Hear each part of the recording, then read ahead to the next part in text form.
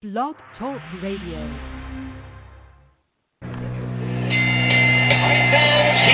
we go with the main event of the evening. Ladies and gentlemen in attendance, boxing fans joining us around the world. It's time for the bout you've all been waiting for.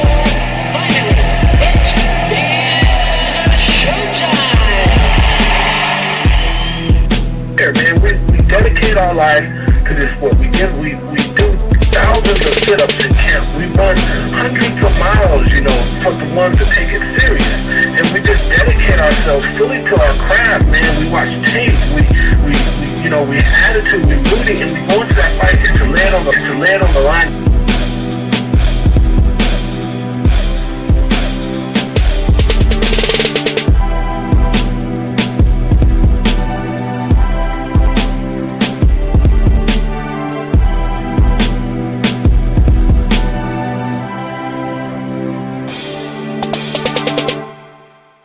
Hey, what up, boxing fans? This is the Rope-A-Dope Radio Podcast. I am your host, Chris Carlson. We are live on a Tuesday late afternoon. I figure the World Series is starting tonight, so why even mess around? Speaking of World Series, we had ourselves a World Series of a fight. Okay, that was kind of cheesy, but coming off a great weekend, Teofimo Lopez upends one of the best pound-for-pound fighters in the world. Some of them have had him number one, and Vasily Lomachenko. It was a great win from Teofimo Lopez. The ratings are out, and they're damn good. It really shows. We talked about last week how we really felt like, this is like the most they've pushed a fight since that original Pacquiao-Horn, and look at the rating. It was about a good 3 weeks of push. So it really paid off. The fight was competitive. It took quite a while for it to get competitive, at least to the 7th round, 8th round. Then it was really fun to watch. So at least it closed out. I know it started late, but, when we talk about this rating, you got to remember the two things that were going on. We had a Game 7 in a huge college football game, and it worked perfectly that the fight started after that. I know the East Coast fans don't like to hear that. I know the UK fans that were up at 4 or 5 in the morning don't like to hear that, but it worked out quite perfectly. So we're definitely going to go round for round like we do here with the Teofimo and Vasily fight. We'll talk a little bit about the undercard. 119-109 for that fight was pretty damn ridiculous by Julie Letterman. Speaking of ridiculous, Ritson Vasquez. Wow. Horrible cards in that one. At least two of them, especially one of them. But there's no way you could have seen Ritson win that fight. But, hey, another week, another set of bad matchups. And I really think that much like, let's say, Canelo in Triple G1, Andale Bird, or is it Andale? What the hell's her name? Bird, that horrible scorecard, that 10-2 scorecard, a lot of people focused on that, so much so that Teddy Atlas said he had it 10-2 for Golovkin, which, that's a little ridiculous. Ward and Kovalev were, a very close fight. Kovalev didn't get the nod in that first fight.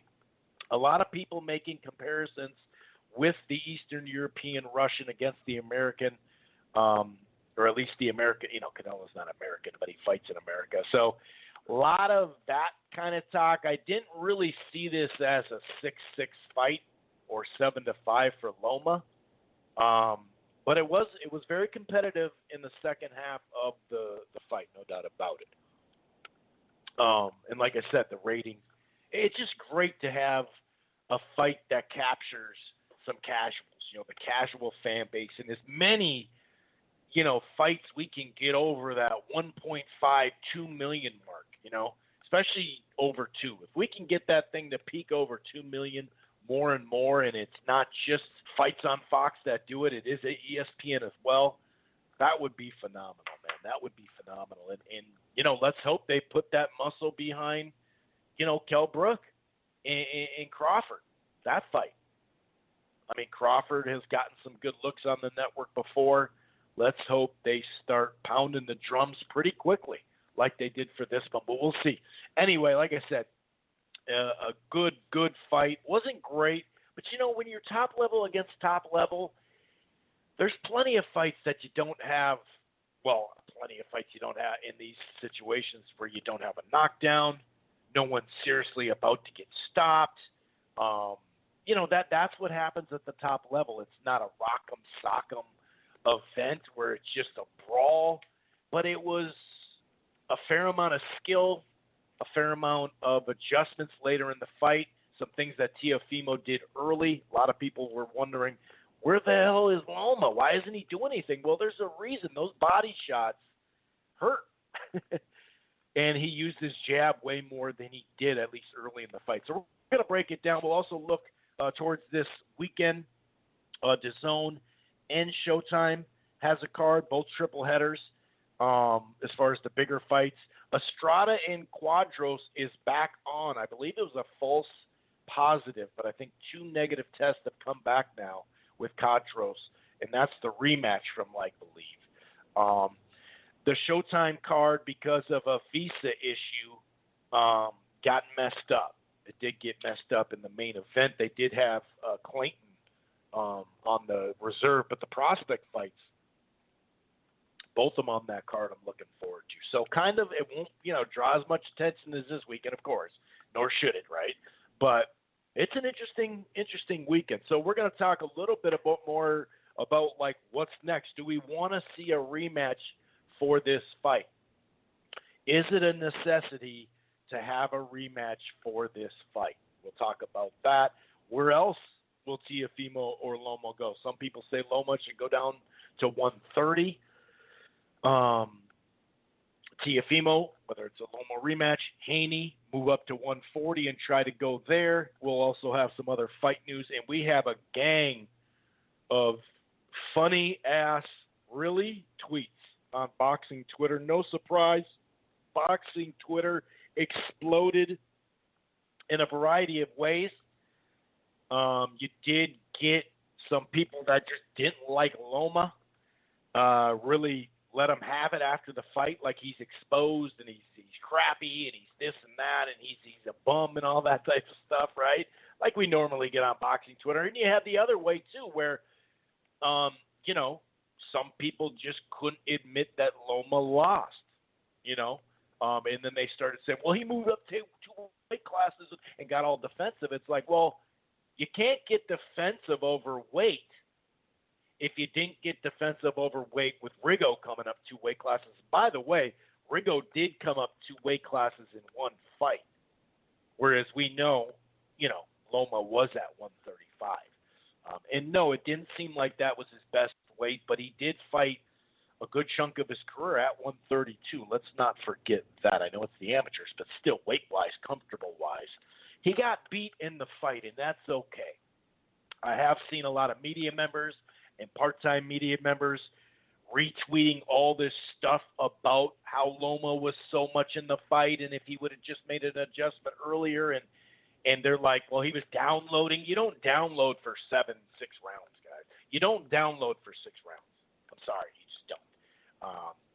Teofimo had something to do with that, okay? It's not about, well, if they had a rematch, you just start earlier.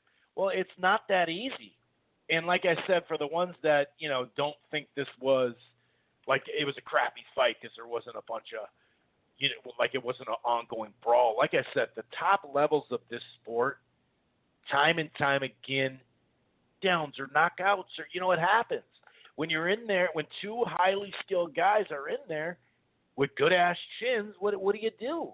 So I think people, the casual fan, I could understand how they didn't think this was memorable. I get it. It wasn't memorable, but as far as a brawl, but it was a good fight, man. It was competitive.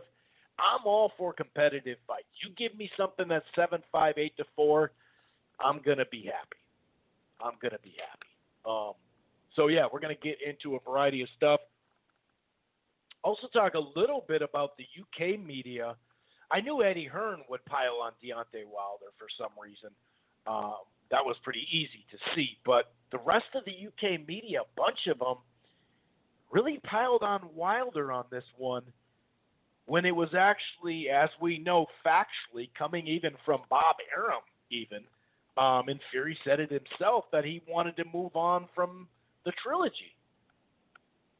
And I'm not saying you got to say he's ducking anybody or anything like that, but it's so funny that a lot of the UK, I mean, people over here kind of gave him a pass because they feel like the second fight is how the third fight would go, and he won so many rounds in that first fight. He has gotten a pass here. If Wilder would have dropped out of it, some people would have said, oh, he didn't want that smoke. Some people said that was going to be smart. We said this might be a blessing in disguise for Wilder because of the style matchup. But that didn't stop Eddie Hearn and the UK media from really just going off like, how could they let this happen? How could they not extend the agreement again? His team failed them. Wilder's this, Wilder's that. It's like, in order to extend the agreement again, which had already got extended, you have to have both sides on the same page. I mean, Arum was on the same page. Remember, he went to Wilder and said, here's the two fights.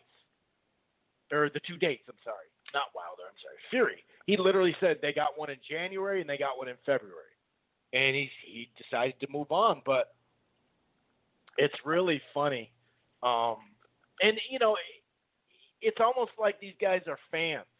I mean, they are fans, and they want to be mostly pro-Eddie and UK stuff. And I get the rivalry and all that, and cheering for somebody and all that, but it's like, really? Like, so this is Wilder's fault.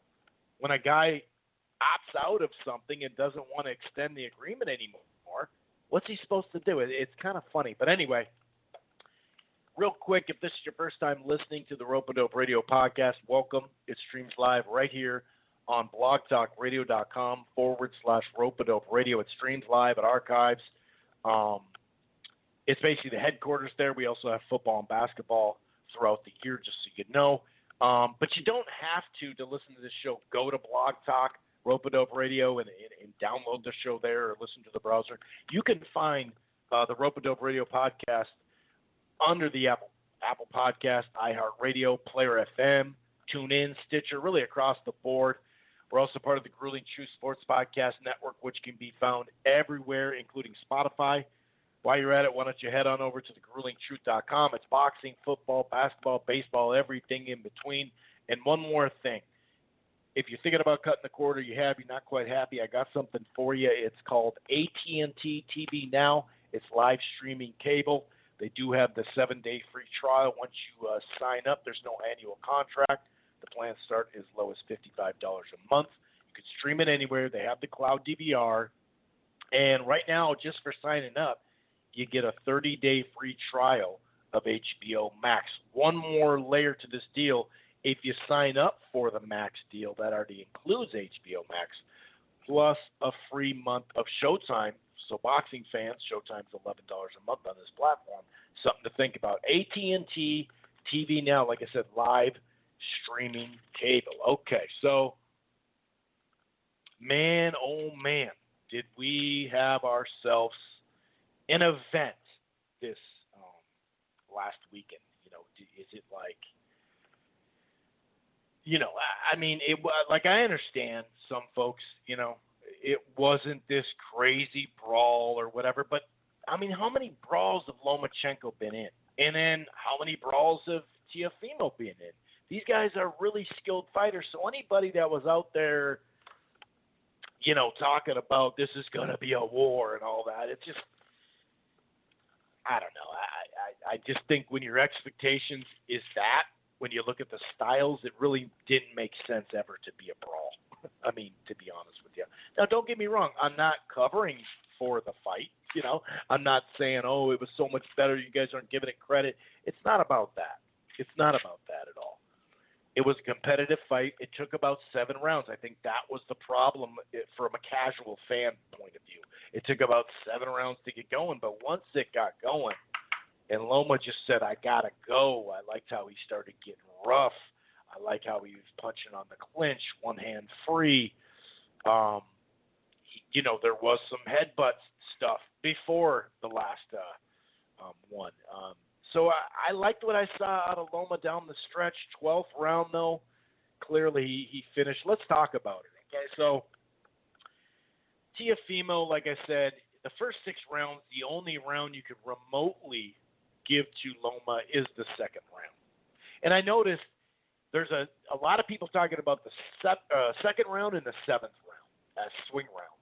Now, if you give them both, if you give the second and the 7th to Loma, meaning you give them both swing rounds, and that's the whole thing of the whole swing round thing is if there's 2 or 3 of them, it's perfect here. There's 2 of them. Well, you just give one away.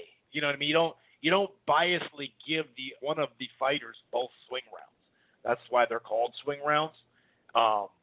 So I think that's kind of funny how that goes. And so you got to bend over backwards to give him the swing rounds, 2 of them, to get it to 6-6.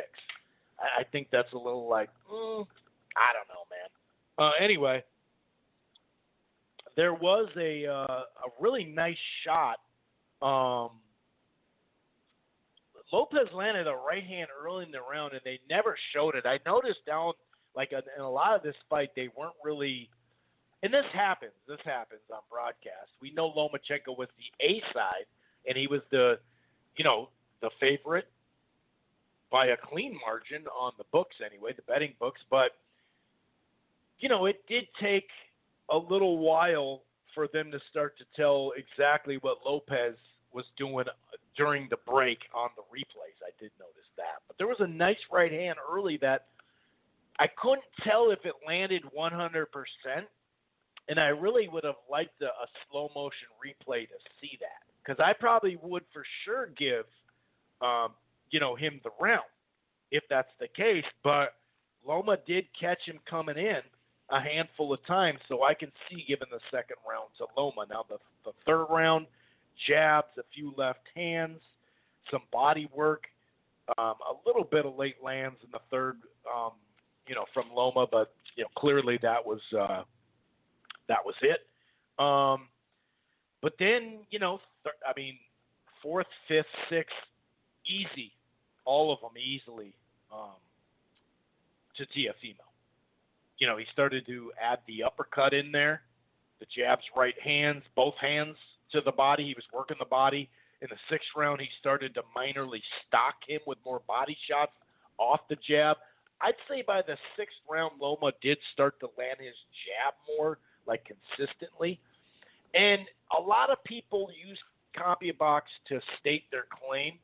I've always used CompuBox as just looking, okay, well, he did good to the body, better than last fight, or he really attacked this, or look how many times he landed his jab, or whatever. You know what I mean? I did see some people talk about how many shots in the first 3 rounds, the first, rounds 4 to 6, and how there wasn't a huge difference, but the body shots were starting to take their toll. And, Loma just, like I said, he didn't download for 6 rounds, guys. That's not how things work. You don't download for 6 rounds. He got hit with some heavy shots enough early. I'm not saying he was completely done and he was so close to being knocked out. It has nothing to do with that. But there's a reason why he was staying away. Now, I thought he'd do this in the first, 1, 2, maybe 3 rounds tops, that he would really stay away and try to figure him out, right? But his work rate was so low, even when he picked it up, the overall work rate is dreadfully low. I know he landed at a high percentage, but to throw under 400 punches in a fight is not easy to do, to be honest with you. It's pretty surprising, especially with a guy like Loma with the work rate. So I saw smart pressure, a lot of body work, minorly like stalking. In the 7th and 8th, the 8th was competitive. I just thought Loma landed the better shots. But the 7th round, once again, now I gave it to Teofimo on my scorecard, but I gave Loma the 2nd. So, like I said, you could switch those up. But Loma, the 8th, 9th, and 10th, and 11th, I'm okay with giving them all those 4. I actually am just fine with that. I did think that, he did some damage in that time. Now, the 9th round, jabs and a few nice uppercuts, close round. but late in the round, it seemed like Loma did some damage there too. Now, as the ninth a swing round? It was a close round. I watched it again. It was close, but you saw the jab landing, you saw more movement, you saw him follow up, and also he started getting on the inside a little bit more. Started going to the body a little bit late, but he did go to the body, Loma. And I liked, like I said, when it would be a clinch, he started getting his shots off. There was a moment where he got like maybe 5 or 6 shots off, and I thought, there you go, you got to do what you got to do. There was another moment, though. Was that in the 12th or the 11th, where Loma hit him on the belt line, and he stopped and was able to get a couple of seconds in there, more than a couple, but not that long, maybe 10 seconds or something like that to kind of catch his breath. But that was not a low blow. That was right on the belt line. So there was a little break in the action that maybe if he goes back there again, just that little out-of-breath type thing. But, yeah, that's where I thought the 8th, 9th, 10th, and 11th was clearly where Loma really picked it up. And the combinations, the overhand rights, he was either jabbing nicely or, landing with some force with that jab and countering as he was coming in and all that. But it's not like Teofimo was completely out of the rounds. He was closing some rounds pretty strongly. He closed a lot of rounds strongly, whether he won them or not. But then the 12th round came around, uppercuts, hooks, heavy shots. That's not to say that Loma didn't land plenty of good punches in that round. But clearly, I stopped. I don't know. Like, if you're going to give the 12th round to Loma, it's only because you thought Teofimo was really, really hurt. And the way he closed the round and what he did in that round, I just didn't see him really, really hurt. So I didn't see a bunch of people with that scorecard, but I just don't get the whole giving him that round. So I had it 7-4, 7-5, 8-4. The second or the seventh, could you say there's a draw in there? Yeah, sure. 7-4-1 is a perfectly good score for me too. I'll say this though, in just CompuBox numbers, 181 to 141 to land, and then 659 thrown to 321. Now, Loma landed like 41 or 40% of his shots to 28, and he had a little bit of advantage. I think Lopez 34 to 20 to the body, but 312? Let me double check that. Did I write that down correctly? Was it 321 punches that he threw? Why did I think that was a little bit higher? Yeah, it must have been. Huh. Where the hell is it? Oh, there. Okay. So let me make sure I read that. Seems like it's still a little low. No, it's 321. And when you look at it, just total punches thrown and land. First round, 1 of 4. This is Lomachenko. Second round, 5 of 2. Okay, he landed 5 shots to 2, or to 5 of 12, I should say, second round. Lopez, by the way, landed 11 out of 35, just for those keeping track. 2 of 11 in the third round. 5 of 9 in the fourth. 5 of 9 in the fifth. 7 of 13 in the sixth. Seventh round, 6 of 22. That seventh round that everybody talks about. 11 of 43 on the other side. So was it just that huge shot that you saw? I'm not totally sure. But, whatever. I don't know. And then he picked it up. 19 of 38 in the eighth, 20 of 38 in the ninth, 23 of 44, 29 of 62, and then 19 of 59 in the last one. But 50 shots of 98 punches. 50 to 19 were the landing in that 12th round. And that's what I was trying to hit home with, I guess you could say, is like, are you sure that Loma won that last round? And like I said, I didn't see a bunch of them. It was a fun, competitive round. But to sit there and think that Teofimo was so hurt, look at how he fought in the round, though, and look at how he closed the round. It'd be different if he was winning the round and then got badly hurt, and then couldn't finish strong or something. And you say, well, hey, that's the biggest punch of the round. Okay, but I mean, some of the shots that he was landing were landed really, really heavy. Now the scorecards, 116, 112, that's 8-4. I don't have a problem with that. 117, 111, 9-3. I wouldn't go that far, but obviously 119, 109 is a bad scorecard. I mean, I think that's fair enough. I think that's more than fair to say. That is a bad scorecard. That is. I think the whole 7-5, 6-6, 7-5 either way. I just don't. Where are the 7 rounds? And to be honest, where are the 6th?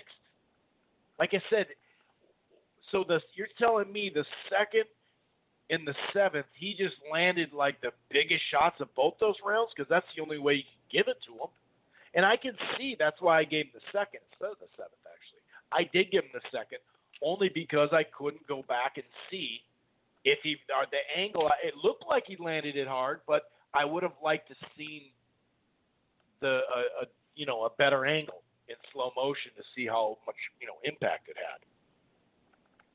And the reason why I gave Loma, even though he landed less in the round that I just went over, to me he landed the best shots, if that one. And that's kind of a question mark with me in that round. But I just, like I said, you got to be a super fanboy, and I just think when you look at the media, and I understand fanboys, I understand anti Lomachenko fans and fanboys.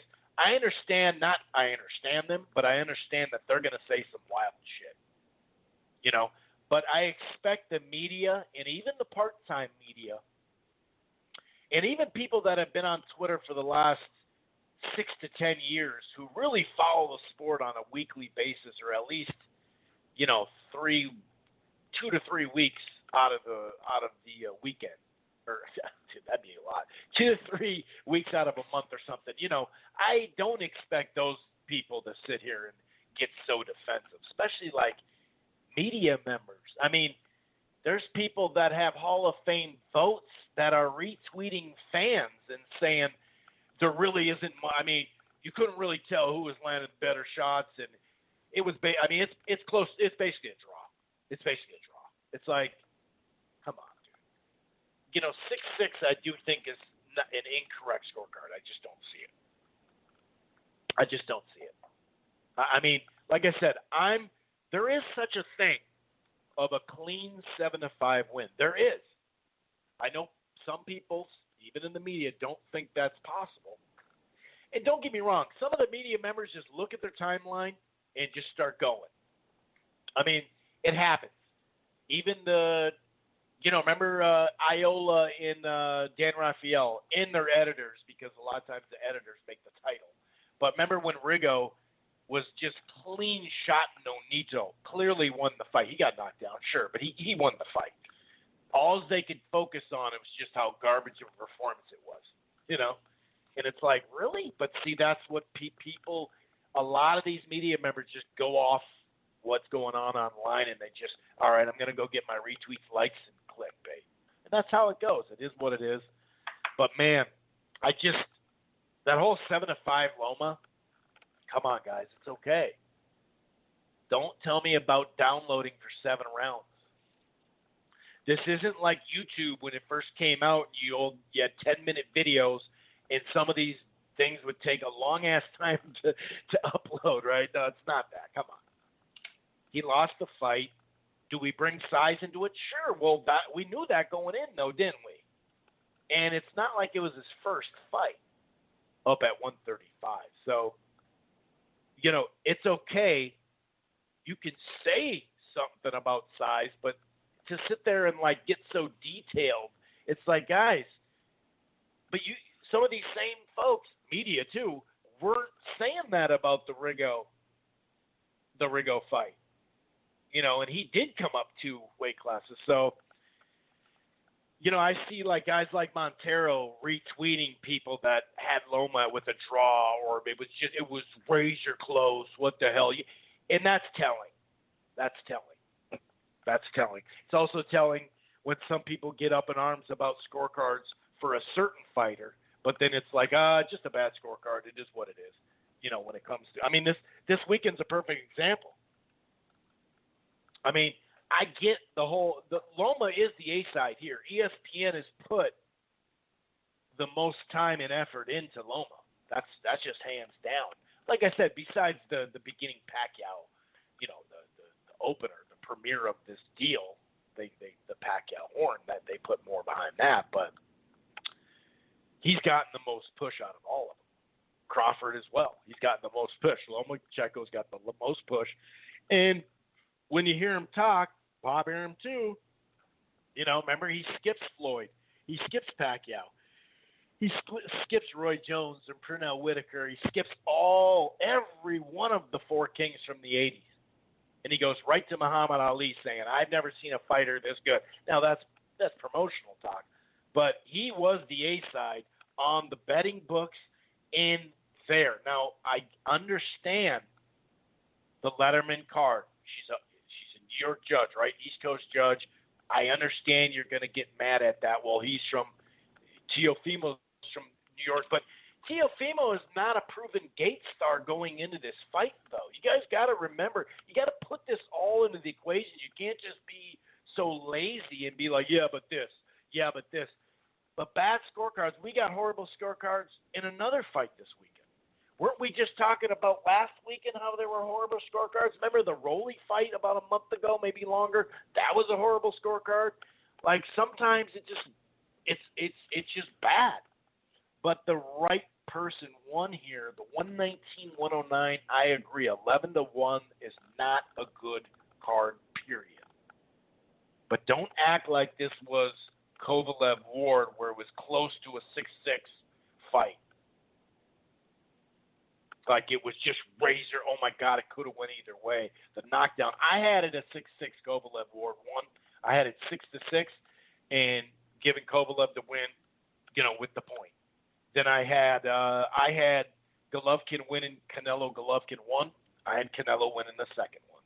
But to sit there and act like because of the horrible scorecard on the Canelo side, then it's just, oh my God, this is the worst. Like I had it 10-2. You can't start adding rounds on the rewatch when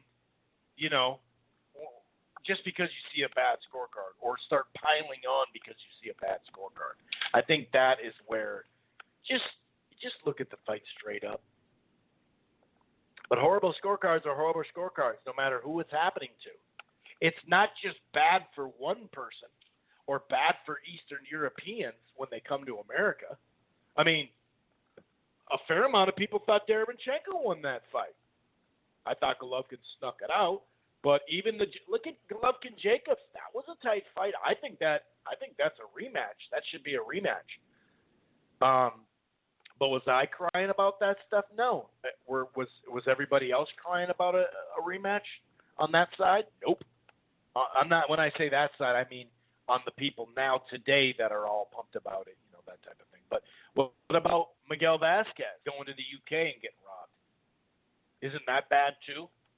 They're all bad, guys. They're all bad. So don't sit there and just highlight one. Now, obviously, there's going to be more talk about this, so I understand that on Boxing Twitter. Boxing Twitter's Boxing Twitter, dude. You know what I mean? But I'm saying in general, like, I don't know, man. It's pretty funny. It's pretty funny. But anyway, like I said, I just don't see 6-6. Now, you can call me biased. You can do whatever you want. I am an American. Is it better for Lopez to win? Yeah, it is. Because Lomachenko's a big name. And when you get Lopez in an interview, he's 23, get him in an interview, and the guy can talk some shit. But also talk some – he can do the humble stuff and the shit-talking stuff, and that usually blends. So, yeah, selfishly, did I want him to win? Yeah. Did I pick him to win last week on the show? No. I picked majority decision or split decision. Did I put some money on Teofimo because he was a plus 350? Hell yeah. I told you that last week. That's what I was going to do. So, like I said, the people that think Lomachenko won this fight 7-5, or it was a draw, or they favor a draw, like it was 6-6. I mean, it was razor tight. You know, it's funny because you can dominate people for 6 rounds. And when I say dominate, I don't mean within the rounds he was just destroying them. But like I said, the reason why he wasn't doing his normal game plan, and I'm talking about Lomachenko, is because of the body shots, dude. He got lit up upstairs sometime, but really it was the body work. Also, Lopez didn't sit back and try to just counter. He put his work rate up. Against such a great fighter to throw over 600, 650 and land 181, that's damn good. Remember, 321 punches. Just go do some research on 12-round fights in general, let alone big fights. I mean, if we're going to say Broner doesn't punch, well, I mean, didn't Loma not punch? Besides, the second half. So, like I said, 7-5, 6-6, I just don't see it. I think people get a little confused, like when I say 7-5 or 8-4, because that's my scorecard. Like, I'm going to go back to it. You can have a clear 7-5. You can literally have a clear 7-5.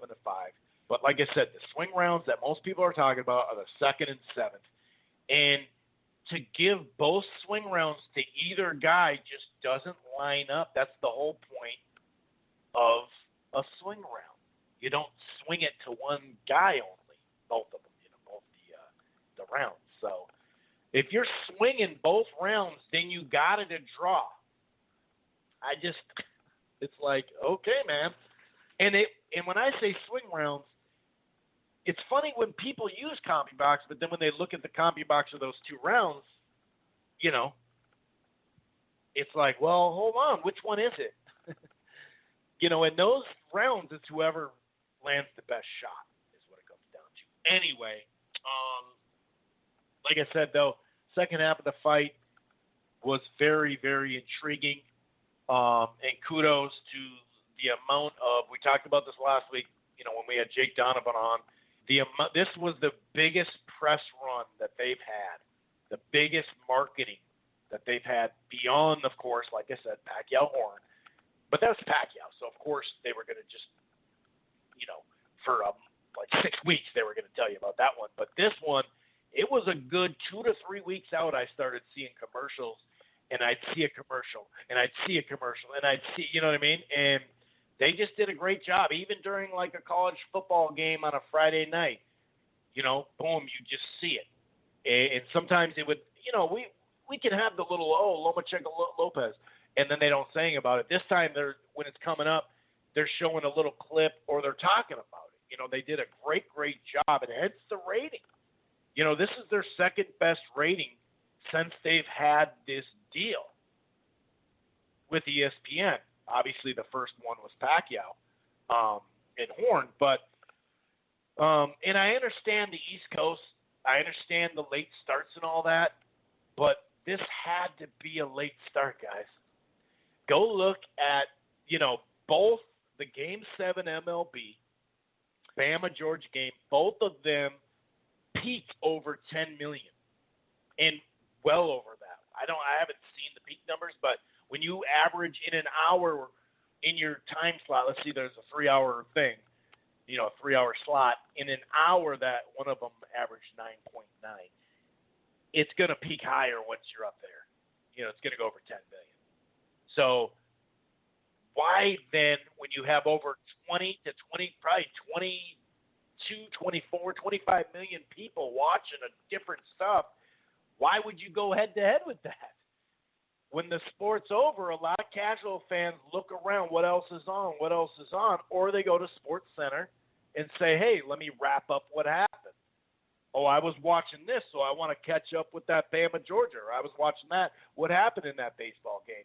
And then, boom, the fight's there. That was the whole plan, and it had to be that way. I get the East Coast, and don't get me wrong, the East Coast sometimes, sometimes on these ESPN and FS1s, and even Showtime, but especially FS1 and ESPN, they can get late. They're usually following something, right? A game, so it helps the rating, but whatever. So the fact that they had a different kind of lead-in this go-around, they had a healthy lead-in. It just was like a 5.5-hour card. But that's a reminder. If those games are, if they're telling you during a game, that was like one of the bigger games at the time that was on ESPN. And when you're turning to the channel at 6 o'clock Central Time, for example, when you see what's on, because there's usually a college football game. So people go there and they go, well, just because maybe they didn't hang around for the whole card, it is what it is. It's about getting them back. It's about seeing that day in the weeks before that. It's just name recognition. Oh yeah, that's right, that fight. Oh yeah, that's right, that fight. And that's what the press run does. That's what the marketing does. And the shoulder programming's awesome.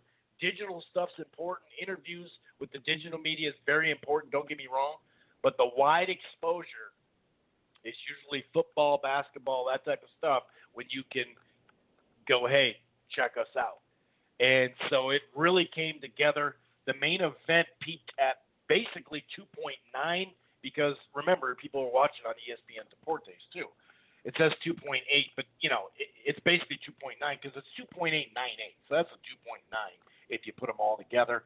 The main event average at 2.7, and I thought that was a little strange because once you get over 2 million, that's the only weird thing that the whole card average, or not the whole card, I'm sorry, but the main event averaged 2.7 and peaked at 2.9. That's the only kind of like, that's a little weird. But the whole card averaged 1.5, and remember, it was damn near 6 hours. It says right here in the article, Boxing Scene, 5 hours and 47 minutes. So it basically, that undercard plays as almost like a promo for what's coming. People, come in, come out, check in, check out, and then they watch Game 7, or during halftime they flip it to Game 7 while they're watching the Alabama-Georgia game. This is how it happens. So I understand some people getting mad at that and just started already, but you don't want to go head-to-head with over 20 million different sports fans. Well, what's the point of that? Especially when there a lot of them, a chunk of them anyway, are going to either they've already heard about the fight and they're going to change to it. I mean, I've had plenty of fight parties, whether it's a big party or it's only, 3 to 5 or 6 people, chilling. We've watched plenty of sports and basketball, and then the main event comes on. I mean, remember the Pacquiao fight? I think it was Mosley. We had to wait for the Heat and Celtics to finish. And Bob came out and said, we're not starting this thing before that. I mean, I understand that some nights it gets crazy on ESPN and FS1. Super late. I get that. But in pay-per-views, of course, pay-per-views, those have always been late. I mean, they don't start, that sucks too. But this one, it had to start that late, guys. But 2.9, so like I said, it's their second biggest, in 3+ years. So that's a big, big win. Like I said, let's hope, when you look at Crawford, who has gotten a pretty nice push by ESPN, he's gotten on, I believe, he had a couple of falls ago. He had a really nice, healthy lead-in from a college football game. He had the Heisman Trophy one, too, that did pretty good. So he's a commodity inside of boxing. And let's hope that they can push that one, too. And hopefully they're starting pretty soon. But we'll see. You know what I mean? So it's really nice when ESPN got behind it. We saw them get behind the Wilder and Fury rematch. And up until that point, besides the Pacquiao stuff, we hadn't seen that. So that, to that extent. Usually it's just fight week when they got a big fight. They'll just do fight week. But this was phenomenal. This was phenomenal. And it's great when you get a great fight. It's great when everything works out ratings-wise, and it's just fun. It's great news. Now, real quick, the undercard. So Barboza and Salcedo as the co-feature. Once again, if you're kind of in and out of it, not totally paying attention to it. And you see that the Georgia-Bama game now is out of reach because Bama put it away basically down the stretch. You see that it's like a 4-0 game. For a while, I think it ended up, 4-2 in the Game 7 for MLB. Let's just say you're going to check to see if the main event's there. Well, Barboza and Saucedo would have kept you. It would have kept you because it was a good fight. It was a good fight. You figured it would be a good fight going in. And I had it 6-4 or 7-3 in favor of Barboza Jr. The first couple of rounds I gave to Barboza, he was landed his left hooks to the head and body. Saucedo had like a head, was it the headbutt to the nose? But I mean, there was several exchanges in the third round. Both of them landed big shots. I gave that one to Saucedo. The body attack, the jabs and overhand rights in the fourth round. Fifth round was a good competitive round. That could have went either way. That was kind of a swing round. I haven't watched the fight back to rescore it or anything like that. Saucedo, though, I gave him the sixth and the seventh. He landed the better shots in the sixth. There actually should have been, it was a late right hand, I think Saucedo landed, but a left hook, that should have been a knockdown in that round, by the way. Definitely should have been a knockdown. And I thought Barboza bounced back nicely, though, and he started kind of controlling the rest of the fight, the 8th, 9th, and 10th. So a good performance, a sturdy performance, like I said, 7-3, 6-4, somewhere in that range. The scorecards had it 97-92, I believe, and 96-93. So that was definitely a really good test for Barboza. Saucedo's a good vet who can take a good shot and keep on ticking for a while, and that was good. That was really good. Edgar Berlanga versus Bellews. I mean, left hook landed really nice on the temple, hurt him bad. The jab, it was over before it started. And this Berlanga, it's gonna be weird now. What is it? 16 or 15? No, 15 of them. 15 first-round knockouts, 15-0, obviously. And I say it's going to be weird because you're stuck in a moment where I think you should probably try to get him in with this level or a little bit above a couple more times, or at least once or twice. You got to, before you can step up to a big fight, you got to somehow get him to at least like the 5th round or something like that, I mean, you don't necessarily want to sit there and deep water, of course, but, and by the way, that's just moving him. I'm not saying he couldn't handle the deep water. That's traditionally how you want to move someone when they don't have rounds. I mean, even we knew Teofimo was knocking people out, but, that 12-round fight he had where he had to make some adjustments and all that when he won his belt, that type of fight, he won it cleanly, but he needed some of that. Now, some of that had to do with his camp and his weight and everything like that, but his performance, he's a little flat. But you need that. You need that because then you can. It just gives you confidence, and it kind of humbles you again. Not to say that Berlanga needs to be humbled. I'm just saying the guy has a lot of potential to be a big name. Anyone that's knocking people out like this has a potential to be a big name. But when you put it all together with the heritage, with the Brooklyn, with the everything, I mean, this kid, this could be a blast, dude. And like I said, if you look at like age 26 and down in boxing, it's crazy. But I know the Eastern European takeover, the UK takeover a couple years ago, I know all that exists out there. And I think it's kind of fun to have a rivalry.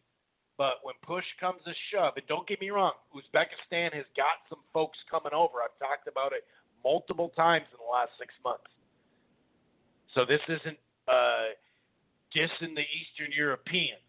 I mean, the Eastern Europeans still needs to take the takeover all the way over still needs to happen, if we're being honest. But look at 25 and 26 and down with American fighters. Just go look at that list. And then if you add the fighters we have in our prime from 26 to like 30-ish, dude. And when Crawford's not shop worn. I mean, I'm not saying he hasn't taken some punches. Gamboa punched him pretty well. When he was trying to knock out Beltran, he got hit pretty good.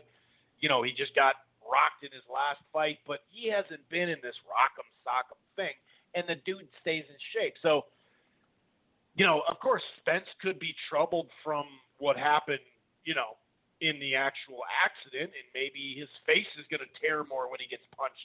I mean, we don't know that part. But he's not a guy that's like a year or two away from being done.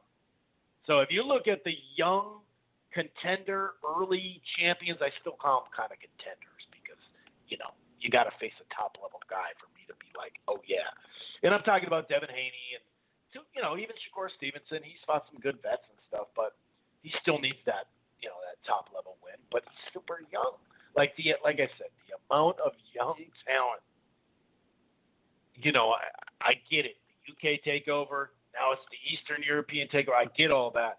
But all I'm saying is look at that talent. And don't get mad at me for being happy as an American, okay? Don't be mad at me. Because I'm letting you guys have your Eastern European fun. Right? The UK is the homes for boxing. The biggest fights, and all of a sudden there's about a 2-year, then all of a sudden they're going to Saudi instead. That's what Eddie Hearn was saying. And don't get me wrong, they had a hell of a run. They got a great fan base. The rivalry stuff is fun. It should be fun and funny and like, you got me and that type of shit. It should be like a fun rivalry, not this next day on Twitter, all these excuses. And that I'm talking to both sides on that. You can't just be – I'm not just pro-American just to be pro-American out of nowhere. Remember, I picked Loma by split decision, mild decision. I said, well, I guess it is a mild decision if it's a majority decision. And I picked Fury to beat Wilder. So it's not – I don't get my picks involved with it. But you can do your pick and then have some fun cheering. But I don't think media members and part-time media members should constantly be retweeting to plead their case for who won the fight. I think that gets a little overboard. And I mentioned earlier, look at Montero's timeline, and I gotta look at it off Twitter because he blocked me years ago just for bringing up a fact. But we won't get into that. He does that a lot, same as Steve Kim. But I mean, how many times are you gonna retweet that it was basically a draw and Teofimo? I'm not just talking about him. I'm talking about Teofimo. Barely. I mean, he missed a lot and he barely landed like the telling shots. It's like, once again, you don't download for 6 rounds, dude. The reason why he couldn't do his thing, you don't think Loma would want to do his thing? You don't think he'd want to throw more punches? I mean, I'm not talking about the first round or two, but I'm saying in general. He couldn't get off until finally, he started landing his jab. He started to get on the inside. His footwork didn't really do a whole lot. It was really when he just finally cut the distance. It was like, here I am. And like I said, I like the work he did on the break. I like when he got rough. It is funny, though, because when people get rough, when Andre Ward gets rough with Cove, it's horrible. But when Loma gets rough, that's just a veteran move. And I do think that. I think both sides of that. So I thought that was great. I thought that was meant to be. And, hey, Teofimo is kind of lucky that cut was late like that. Because if that cut would have been, 8th round, you never know what would have happened. Of course, what am I saying, though? It was from a headbutt, though, huh? So, yeah, that was that. By the way, what else? Oh, the Ritz and Vasquez, real quick. And by the way, Wood, I'm going to go to you in just a short little bit here. I see you on. If anybody else that's on want to press 1, some of the numbers I don't totally recognize. If you're just listening, cool. I appreciate it. If you're, if you want to join in, that's cool too. I know it's kind of an early show today, kind of been mixing it up, but it's the World Series tonight, so there's no point in going head to head. I just talked about that, right? There's no point in going head to head. Ritz and Vasquez. 9-3, 10-2. Busier was Vasquez. jab, movement, body work. I'm not saying Ritson didn't do something good. He had a stiff jab at times. He landed his right hand sometimes. But the stick and move, the body shots, the quick little combinations. There was some two-way rounds that I still gave to Vasquez, but he outboxed him. He landed the better shots. It was easy to score, really easy. Overall, 193 to 141. If you look at the power shots in favor of Vasquez, 113, 166. Vasquez threw 1,000 punches, 1,001, 544 for Ritson. That was a robbery, dude. So one scorecard had it 9-3 for Ritson. One dude had it 116, 113 for Vasquez. One had it 7-5, 115, 113, and then 9-3. Terry O'Connor, 9-3 for Ritson. I mean, this was, sometimes you can go, well, at least the right guy won, like the Harold Letterman, R.I.P., like the Julie Letterman. Hey, okay, it is what it is. Like that scorecard sucks. Loma winning one round sucks, no doubt about it. But like I said, the other two, 8-4 was in line. 9-3, okay, I could see how that's a little bit. I could see that. But like I said, if I'm at 7-5 in that fight, the Loma and Lopez, I'm a lot more closer to 8-4, whereas I don't see 6-6 whatsoever. I just don't see it. But this one was horrendous because the right guy didn't win, and a 9-3 scorecard ensued. Ritson got a gift decision if you're ever going to get a gift decision. We do have some stuff to talk about for the weekend. We'll save that in a little bit. Estrada and Quatros, the rematch is actually on. At this point, I do favor Estrada. I think he's going to be able to perform better this time around. That's not to say that he was, he did just horrible or something in the first fight, because it wasn't that case. But it took him about a good 3 rounds to warm up. I thought Quatros actually fought pretty well in the early parts of that fight.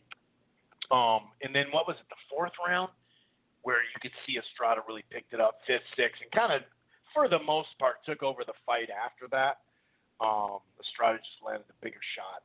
They did start to really mix it up. Estrada's a very good boxer, but he also can engage in some brawls there. But I'm pretty sure it was a false positive. And now there's been 2 negatives for COVID come back for Quatros, is what I remember seeing. So that's going to be a good fight. I do think Estrada will win probably like 9-3, something like that, 8-4 maybe. It's not like Estrada's getting any younger as well, I suppose, but something like that. I wouldn't doubt if he TKOs him, but that might be a push. Also, well, the main event, which I thought was a sleeper of a fight, not a sleeper like it was going to be boring, but you had an outside guy against a come-forward fight. Sergey Lipinets is still fighting. He's fighting the backup, which you never know. Clayton may give him some issues just based off he hasn't seen him much. But that's the backup because of the visa problems. But the triple header, I do like that. The other fights on that the whole triple header I thought was going to be really, really good. Speaking of, just to finish up, I forgot that Chocolatito's back too against Israel Gonzalez. Clearly favored Chocolatito in that, but he's not young too. So sometimes some of these fights they may be, 10-2 or 9-3, but they're freaking brawls. You know what I mean? And then Julio Cesar Martinez takes on a fill-in opponent on that card. So what was I? Oh yeah, the Malik Hawkins and Sabrila, is it Matissa? I think that 10 round, that's 140, right? That's going to be a good fight. And then Xavier Martinez, who's a 130 pounder, I believe. Yeah, 130. He's taking on Claudio Moreira, and that's a good step up for Martinez. Martinez really has a chance because Moreira is older, but he's still dangerous, and I really like these fights right here as far as from a prospect level. I'm looking forward to that. So it's actually on the low. It's a pretty interesting weekend. Like I said, kind of on the low or whatever. We'll get to some other stuff. Of course, we'll close the show with the boxing Twitter segment, which is just hilarious tonight. I mean, some of the stuff is just like, wow, really, dude? That's crazy. And a couple other things. What should, and I'm going to talk to Wood about this, should these two do? Do you want to see a rematch? Is that what you want to see? Are you guys down for a rematch? Because obviously, it got real competitive past the sixth round. Do you want to see a rematch? A lot of people talking about Lomachenko going down to 130 because they're Shakur Stevenson, the winner of Valdez and Burchell. I guess I don't know if it would happen, but Gervante's down there. So yeah, that's interesting. Also, Devin Haney. Should Teofimo try to go Devin Haney? Should he go to 140? What should he do? We'll talk a little bit about that.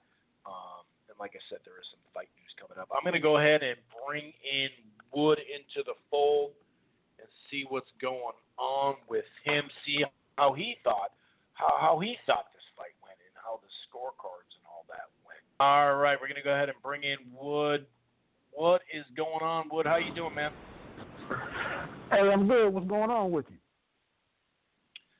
I'm doing good, man. I mean, anytime you come off a weekend where you had a big fight, where the casual fan base got activated, and then it also came through. I'm just, like I said, it wasn't a great fight for 6 rounds. I understand all that. And I said this earlier, Wood, too. When we're at top level against top level, you're not going to see a ton of brawls. You're not going to see this rock'em sock'em stuff that some people, mostly it's casuals, that they think, this was a good fight. Down the stretch, it was a good fight, I should say. How did you score it? How did you see, some of the second and seventh rounds, some of the swing rounds that people talked about? What are your thoughts on some folks saying that Loma was just downloading and then look what he did in the second half? How do you see this fight play out the way it did with Teofimo getting the scorecard? Yeah, I didn't score this one because I was writing it up. I did a write-up on it. So when I write them up, it's kind of hard to score them and write. I might look down at a key or something and I missed a punch or something. Anything can happen. So I tend to not really get into my scoring bag if I'm doing a write-up. So quickly, you check me out at bitedownboxing.com. Did everything but the co-main event that night, and then I got a couple of editorial pieces up there. But I actually started rewatching it last night, and I only got through to the third round. I really didn't see. I didn't really see it in the second round for Loma. If the argument is he landed the best punch of the round, I don't even know if I would agree with that. I just couldn't give him that round. The seventh round, I haven't rewatched that one, but I think I would struggle to give him that one too. I just think it was an 8-4. I probably wouldn't go 9-3, but 8-4 easy. And I just think I wouldn't say that the layoff didn't have anything to do with with Loma's early start, his early look. I just think, man, he got in there. I always say this, fighters win fights with a combination of things. We kind of hit on this in our text messages. We kind of hit on this with Navarrete. It's easy to sit back and say whatever you would do to a certain fighter, or how a certain fighter has these deficiencies or these flaws, blah, blah, blah. But it's different when you get in front of them.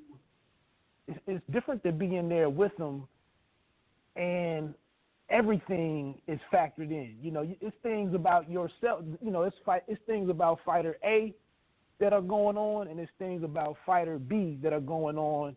Strengths and weaknesses all at the same time. And I just think he got in there, man, and saw, hey, this kid he's big, he's strong, he's got good power, he's timing me well. Everything I go to do, he's got an answer for it. I'm looking at him, he's not panicking, he's not shook in any way. There was like no way to speed Teofimo up all night. He was making no mistakes. He couldn't force him into any mistakes. So I just think that whole downloading shit, that's some coach speak, you know, shit to say, some popular shit to say. He just didn't have it in him to go do it. And then I think he gets into the second half of the fight, and you got to save face. You know, he has to. He's worrying about his own legacy, and then he's a competitor. You know, he is. I think he is a fierce competitor. Right, got desperate. Yeah, I got to go for this. You know, and he's probably not. You know, he probably can't knock me out at this point. Or I'm comfortable. I'm more comfortable with his power at this point. So let me go for it. And then he starts landing some shots and mixing it up a little bit. And I just think he came up short. But I don't think he did enough, man, really to warrant a rematch.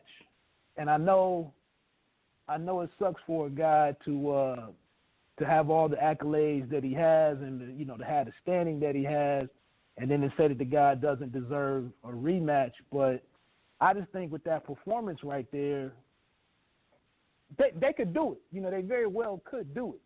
But I'm just saying, I didn't see anything I don't see any reason why Team Lopez should agree to do it.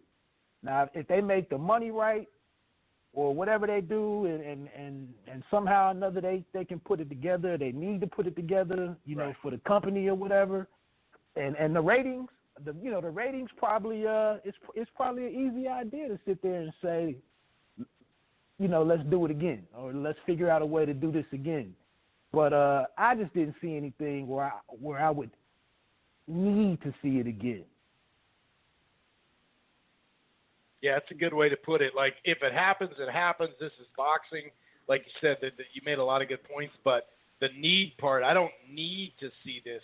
But if it happens, I'm not going to sit there and raise a big stink about it because, you know, they did build this up. They gave us this fight. And like you said, if they showed Teofimo the money this time, especially, you know, kudos to ESPN for closing the gap here because, you know, Bob did his best to almost have this fight not happen when he went around and, you know, made Teofimo look really bad. But kudos to Teofimo, too. He kept his patience. He knew he would get a little bit more money, and he got it. And they all could peacefully go through it. But I agree. I don't need to see it. But if they, you know, it wouldn't surprise me if they did it again. Do you think a lot of people talking about Loma going down to 130? What do you think about that? And then Teofimo, you know, Devin Haney, whatever else at 135, and then of course 140 is somewhere he's going to be pretty quick, I'd say, based off just how big he is, and we've known that for a while. That he admits that he's not going to have a bunch of fights left at 35. Yeah, I actually did on my YouTube channel. I kind of talked through this early this morning in the video I put up this morning, and you know, Loma going down, I didn't mention this part, but Loma going down to 130, I don't think that would be bad. I think he's done enough in his career. It's an article out there in Boxing Scene right now with Donaire talking about going down to 115. So I don't look at that as a bad thing, man. I think he went up to 140. He fought a hell of a pretty decent, I'll say a pretty decent schedule up there. Or had a pretty solid campaign up there. And that's another thing, really quickly. You can see when he walked into the fire on Luke Campbell. It was something that he was feeling and seeing in Teofimo Lopez, to where he was not as courageous. And that's part of what Teofimo was doing to him and dictating to him. But anyway, back to your point. I wouldn't think that's a bad thing to do. I just think it gets tough for him. I wouldn't mind seeing the Burchelt fight if they could get that together, but it's going to be tough for him with any of these young cats. I mean, it just is. Yeah. He doesn't have that same footwork. He might not have the same motor to a certain degree. His power is not out of this world. And at some point in time, man, you've been doing this for a couple of decades. To sit in there, like you said, to sit in there and make up the decision, to make up your mind to go to war over and over again, I mean, man, he's just not that desperate of a dude, man. I mean, he might be sitting here with some of this, like, look, I live a pretty decent life in the Ukraine or wherever. Right. I just don't need to take these chances, you know. And who am I to sit here and say what you got to do, you know? But true. Around to 130 though, it did seem like he had more power when he was at 130. You know what I mean? Exactly. That's what I'm saying. I think it would be the prudent thing to do. I mean, honestly, I couldn't knock him at all for that. You got some options there for him. Now, if he comes out and says he's all in on, if he's having a moment like Chocolatito, where he wants to be in the championship mix at 130 and wants to unify and all of that, then hey, I tip my cap to him and I'll watch it. But I think he's earned enough credit to kind of do whatever he wants to do. Moving over to Teofimo, this is what I was talking about this morning. I know he's hot. He's a hot property right now and a hot name and everything. And I know Top Rank has to be over the moon with how they moved him and developed, you know, and built the brand and the takeover. I think one thing that we got to really salute the kid for, over the last 4 weeks, I really think he's done an astounding job in selling boxing and professionalism. I think he talked the right amount of stuff. I don't think any of it was off-putting across the board, you know, to appeal to a wide group of people. I mean, on his IG, I think it's a little different on his live streams, but that's part of it. Yeah. Not in the interview that most people would see. And that's what I was getting ready to say. In contrast, and it did a great number, the fight did a great number, the rematch between Harrison and Jermell Charlo, when they got up there saying a lot of the street phrases and calling each other the N-word, for me, man, that was just a little counterproductive. But that's just for me. But I know a lot of people didn't bat an eye at none of that. But for me, man, I really thought they – but like I said, the number that it actually went and did was great. So what do I know? But anyway, I just think him at 135 – and it's kind of a one-sided thing with Loma. You know what I mean? Loma's not going to really talk a bunch of shit. Had he started getting personal to Teofimo, that may have been a problem. Right. And maybe Loma needed some of that to maybe shake the kid a little bit, to be honest with you. You know, maybe he could have got him off his square a little bit by mixing it up a little bit more. But, you know, that's not his style. But what I was talking about this morning on my video, man, was you go from Loma, and Loma landed some pretty good shots and lumped him up a little bit for it not to be a real volume fight. But if you sat here and rushed him up to 140 to face the winner of Ramirez and Taylor, how do you mess up the pacing for this kid to stretch out some of these big fights and can the kid if he fought those two fights consecutively, can he get to 30 total fights in his career or 33, 35 fights? Well, I'll say this. First of all, we don't know the exact date, obviously, of that fight. And would he want to fight in between that time, I don't know. But to be honest with you, I just find it difficult to think. Let's say now Taylor is a slight favorite, but let's say if Ramirez wins, he's not going to fight Teofimo next, and it's not because he'd be ducking. You know, they've been talking about Crawford. So I highly doubt they would take Teofimo when a Crawford fight is right around the corner. But you do make a good point. But I don't see it going from that. Not only that, but if he's staying at 35, let's say, he's going to owe a Mando to somebody when you get all these belts. He's probably going to drop one or two. You never know. But that is a good point. Do you want to go from unification? It's or not unification, but undisputed lineal, whatever. But you know that would be phenomenal. But you're right. Like another fight in between there wouldn't be the worst. Even going and adjusting your body at 140. We know you're big. However, it'd still be your first fight there. So I just don't see it happening next, regardless. To be honest with you. No, and so people don't think I'm a freaking idiot, I mentioned that on the video that part of the reason why everything has to be planned out is because of the fact that the Spence and Crawford fight has not happened, and so they started as a contingency plan. They basically started putting together this undisputed at 140 would eventually be the guy to come up and face Crawford to give him that fight that they really need for him. And I think even last week in another video, I think that's even what I said was I would look at I would expect Teofimo to take a look, or for them to take a look at him versus the loser of that fight, possibly, especially if it wasn't a bad loss. I thought that was more likely than the winner because, like you just said, I thought the winner, the bigger move for the company and the brand would be to go up to face Crawford. So, yeah, I did put that on there. But I just even think that move, and even that move, though, Wood, I doubt they'd do that because Taylor then would be pro-grade. Well, I suppose he got an in-between fight, but I doubt they'd go for your first professional loss right to Teofimo. Maybe, but I doubt it.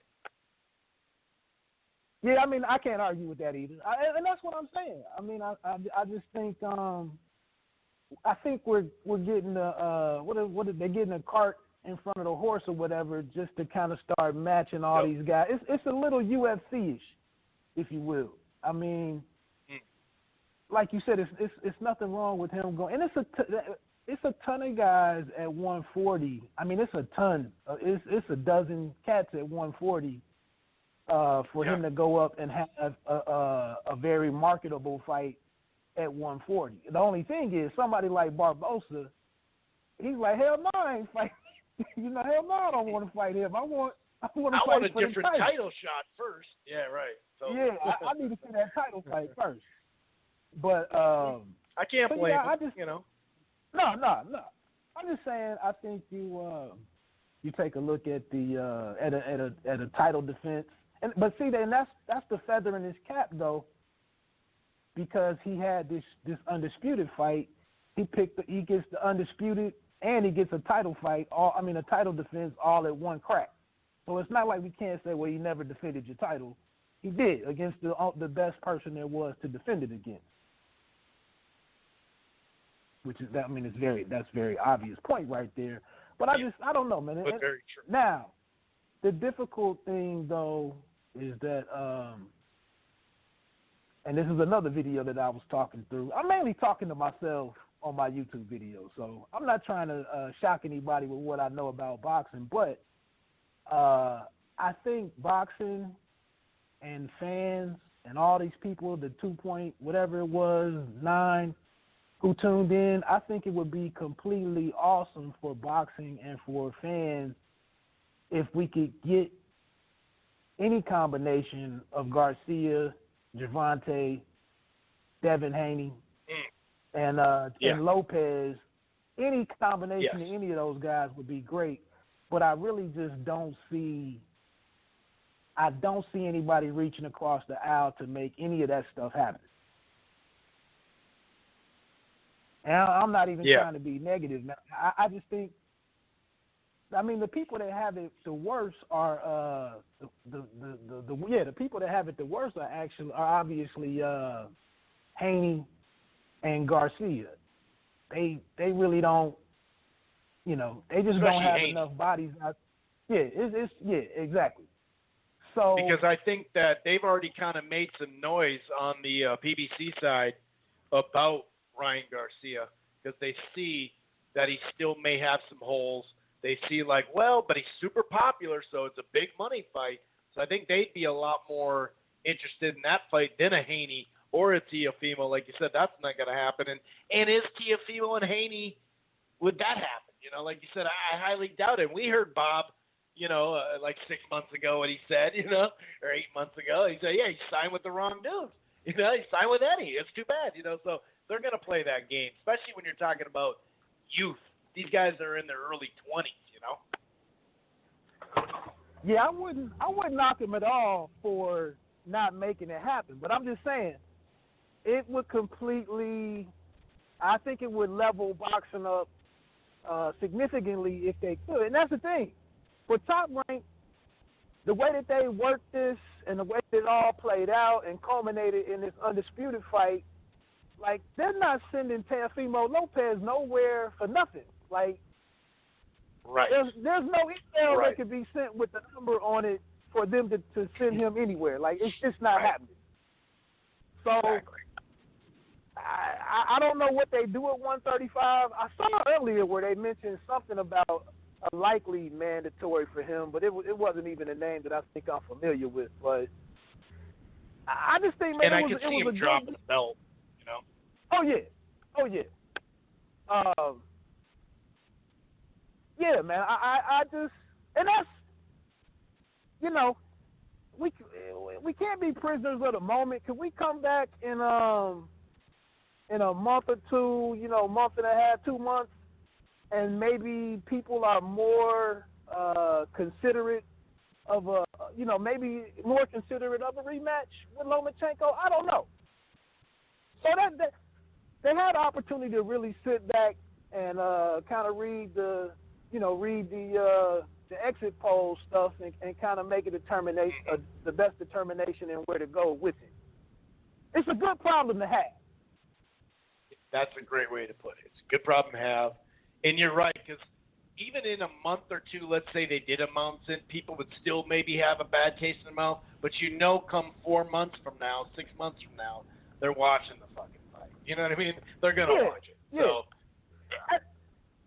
I mean, you had people all over the place with the trilogy fight between Wilder and Fury, and based on what the newest rumor was or story was, people's opinions of the trilogy fight, was different.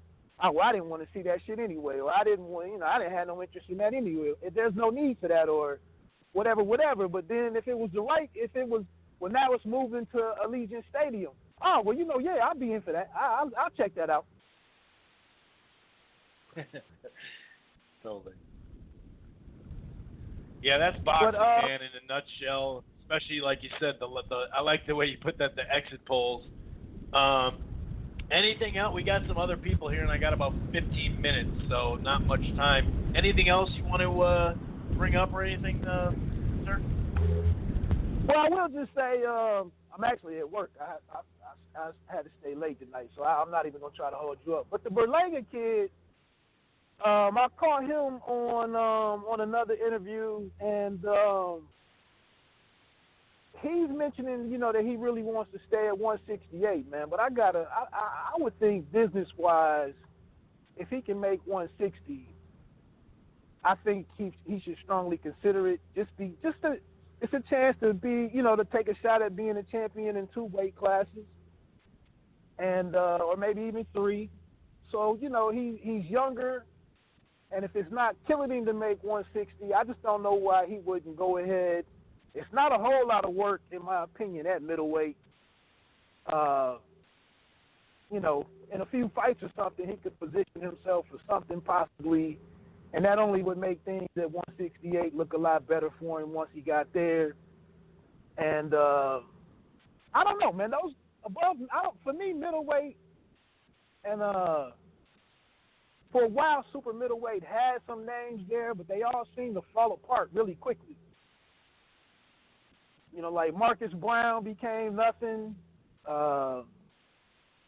You know, what's his name? I don't know. It just seemed like that division overnight, it just wasn't as interesting as it was in, like, you know, an 8-month period or something. It really changed. So now we know the names and the money and the politics are a little tough with the bigger names at middleweight, but I think he's got a little bit of time left before he's even in that group to really worry about the you know, that affected him and whatnot. But other than that, I'll just end with, I think, and I was trying to get in the post-fight press conference the other night. You know, I pressed the button and raised my hand and everything, but I thought it was interesting that Berlanga called out Stevie Nelson, and with them both being with Top Rank, and them and Nelson came back and had some words in a few fights. That's not a bad fight to me. I think Nelson would rather, he would probably rather get a title shot first, but it could be a nice event. Mm-hmm. Definitely. Well, I appreciate you calling in, man, and you have yourself a good night and finish up what you got. You got a late night or just another hour or something? About another 35, 45 minutes. All right. Well, I appreciate it, man. You take it easy. Oh, go ahead. I was just saying, if I didn't rap with you, I actually would have been in my car already. But when you said you was going to come to me, I was like, let me hang out for a minute. Nice. Well, I appreciate you calling in on this kind of a weird time frame, too. No doubt. Thanks for the time, man. Take care. Yes, sir. All right. We got a couple of, we actually got a local here. 612. It starts with 423. That's all I'll say because there are other 612s. 612 with the 423. You are live on Rope-A-Dope Radio. What's going on? Oh, she tried. Okay, well, if you press 1, I think that you're there, so that you want to talk. All right, let's go 651, and the first digit is 6. 6516, you're live on Rope-A-Dope Radio. What's going on? 651, you there? Are you on mute? You could be on mute. Are you on mute? Oh, I think some people are getting a little confused with the press 1 thing, which, you know, it happens from time. No big deal. Okay. Anyway, so. Oh, okay. All right. I won't. If anybody if there are some other people that pressed 1, but I noticed some other people just dropped. There's only 10 minutes left in the show, so I'm not going to go to you guys. I think there's some confusion with the press 1. Usually press 1 is telling me you want to talk, but that's cool. Most people just hang out and listen to it on their phone, so I agree with that. This is actually a little clip of what Teofimo had to say after the fight when it comes to the rematch clause and undisputed and all that good stuff. If he wanted a rematch, would you entertain that at all? For what? I beat him, and I did everything that I had to beat him. If anything, it'll happen again, same thing. There was no rematch clause for a reason. They had it. Now I can talk my shit. They had it pretty much where they didn't give me a rematch clause for a reason, and they gave me a contract on the side to pretty much say, like, if you lose, this is what you're going to get for your next fights. Pretty much predicting that I'm going to lose. So it's fine. Now, you know, they just got to eat it, suck it up, and now it's time for us to take over and move forward. That's it. I told y'all, man. Out with the old, in with the new. Josh Taylor and Jose Ramirez are supposed to fight for all 4 belts at 140 early next year. Yeah. Could that maybe be a fight for you? You fight the winner, and you go for undisputed back-to-back? Absolutely. I think everybody was shook with Loma, and people have too much respect for him. I think they see that I just bite down, and I put the fight, you know, and I prep. There we go. So that's just a little clip I wanted to play from him and his thoughts and all that, and how the rematch. It's going to take some money, let's put it that way, to get him back in there, because he did in the circumstance take minorly short money, I would say, if you look at it. But I don't think he made it clear that he wasn't too happy with Bob, going around making the press run to sit there and say, take it or leave it. We'll have you, you could fight for $300,000, fight a Joe Schmo, then if you don't take this. And then sure enough, ESPN, thank you, ESPN, for stepping up and giving him another, whatever, $300,000, $400,000. There's a little talk about Neri and Figueroa. That could be the next one. Neri was calling him out on Twitter. We'll see if Neri can make weight again. But Figueroa and him, that would be a pretty damn fun fight. I saw that on good old boxing Twitter. Stylistically, that's an interesting fight. Okay, here's boxing Twitter. We'll close the show with it. There's a variety of them, as you could probably tell. One of the biggest things about Loma's loss is that all the things he was also praised for, he didn't do or couldn't do. He wasn't faster. He didn't dazzle with his footwork or angles. He didn't have more engine. And most importantly, he wasn't the smartest fighter. It's kind of interesting. It's okay to say Teofimo was the bigger fighter. He was. Look at the frame. Teo's frame is set up to be at 147. It's set up to be at 147? You mean you can grow it to go to one? It's not just set up, because if it was set up, then he wouldn't be able to make 35.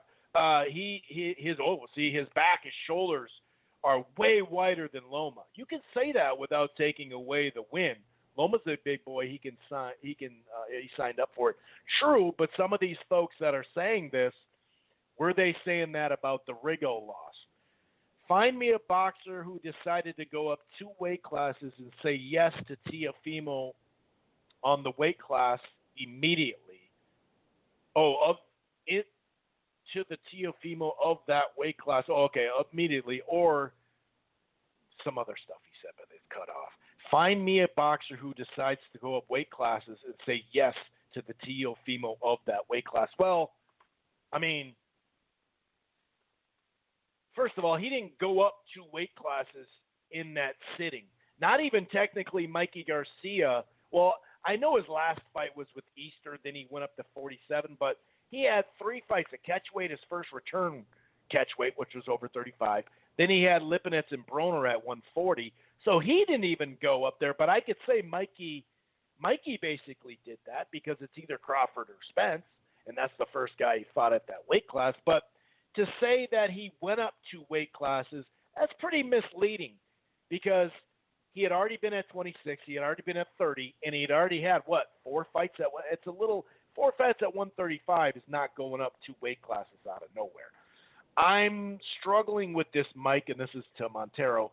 This was a razor-thin win for Lopez, possibly a draw. Didn't see much of anything clean land from Lopez, apart from a few body shots. Loma did the better work, just not enough of it. And this is what I mean about Montero and many others, not just singling him out. Retweeting all this stuff about one fighter is showing you're biased. I mean, to sit there and say it's possibly a draw, didn't see much of anything clean land apart from a few body shots. So about 2 or 3. Come on, dude. This is just more. Let's see here. Where is it? If Arum does not want a rematch, then we know everything. Close super fights merits a rematch. It would be easy for Arum to make. Arum calls the shots, not Teofimo. If Arum opts out to make the rematch, then it shows he wants to protect Lopez and move him on to easier, safer fights to build his brand. If Arum opts out to bypass the rematch, it would make the first fight suspect, and that is highly probable that he rigged the game. PC franchise paradox. If Loma offers Haney the fight and wins, then it's the undisputed redo. Or if you want, doesn't Teofimo Lopez have to get through Haney for the undisputed. So because he got a belt given to him, he didn't. I'm not saying he shouldn't have the belt. It's an interim that turned into that, the franchise shit. But to sit there and say, that he needs to go through Haney for undisputed is just ridiculous. Lopez won by 1 round, or it was a draw, but Loma didn't win. This is a 36-round fight, and it just got started. If Lopez walks away and doesn't do it again, and if he walks away entitled, he is straight coward, and I lost all respect for him. The second fight would look different, and if he cheats boxing fans of a much-deserved rematch to settle the score, it will be pathetic. Loma wasn't shit, wasn't ever shit. He was always overrated, and now we finally saw what happened.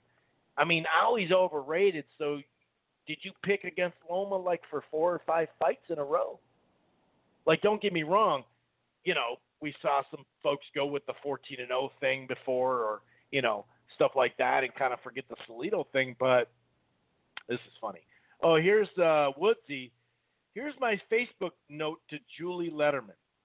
I like your damn card, the 11-1. I thought the 11th was the only obvious round Loma won. People are wussies, afraid to tilt too hard in one direction against a fighter as vaunted as Loma. Your scorecard provided your strength of character, or proved your strength of character. Your dad would be proud. Leave Julie alone and focus on the attention that should be on Loma not throwing enough punches. I mean, and he goes on to say, who cares about scorecards? But it's like, well, then why are you so worried about, come on, 11-1's a bad scorecard. That fight needed a crowd. With a live crowd, Loma would have started earlier. There was no intensity to the fight. Fighters are used to having crowds. They shouldn't be running big fights this year at all. They're more like sparring sessions. And he'll probably be the same one that turns around and says, what's up with boxing lately? Lopez lost the fight. He missed 500 shots. You cannot win a fight if you miss 500 shots. Loma made Lopez look like a punk. 500 missed shots, Loma won. He made Loma look like a straight punk. If you miss 500 shots, you lose. in the 12th round is really funny too, because it's like you use CompuBox, but then when it's 50 punches out of 98 punches, he landed 50 punches out of 98. And you're saying he missed half? I saw that too. He missed half those punches. You realize that a normal punch, not power punch, but a normal punching rate at 50% is ridiculous. 50 of 98, whether it's 40 of 99 or 52 of 100, whatever you want to say about CompuBox, dog, 50 punches in a round is a whole lot, 50%. Okay. It's strange to see people question Lomachenko's plan not to do anything for the first 7 rounds. That wasn't his plan. Lopez's power, strength made him hesitate. Additionally, Lopez was alert, poised, and like a cobra, yada, yada, yada. And you know what? Those body shots, him using the jab to the stomach and the head, him coming forward that early, the work rate, we were wondering if it was going to be a work rate issue. But he threw well over 600 punches. And the work rate issue, the scoring points issue, was the guy who only threw 321. This is from Voshtik, I think.